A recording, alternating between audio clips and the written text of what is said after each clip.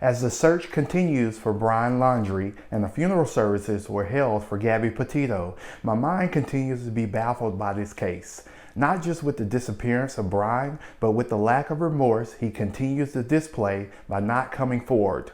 Whether he's currently alive or not, it shows us how toxic love can play a huge part in the destruction of the relationship. This video will be of value because I'll be discussing 3 signs of toxic love.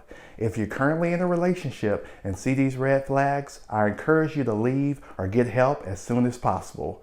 The first sign of toxic love is being on an emotional roller coaster. There are extreme highs and lows in the relationship.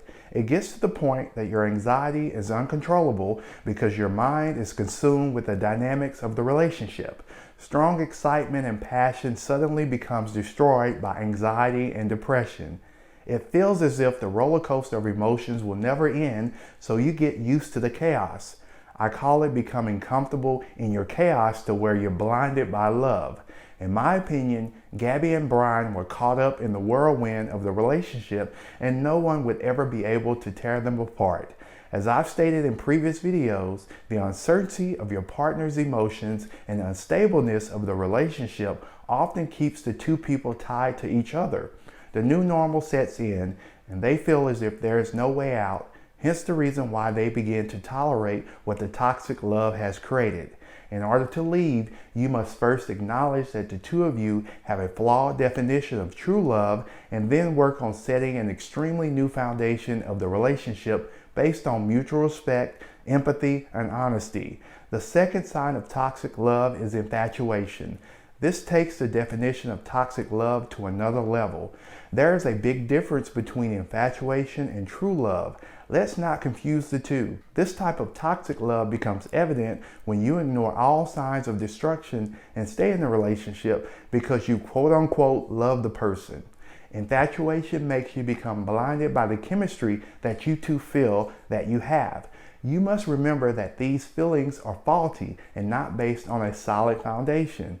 Infatuation is when you first see someone and have an instant array of emotions come over you in which you immediately feel a connection without even knowing the person. There's nothing wrong with being infatuated with someone, but when the connection becomes unhealthy, then that's a problem. Fantasies can also become toxic at this stage of the relationship. You have no sense of reality, and this seems to be the case with Brian.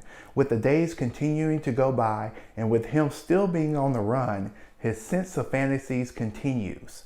The third sign of toxic love is becoming obsessed with your partner. This obsession quickly turns into control, and the relationship becomes one-sided. The two of you may say that you're madly in love and head over heels for each other, which can turn into a fatal attraction. A thought that continues to linger in my mind is that the toxic attraction that Brian had for Gabby is the common denominator.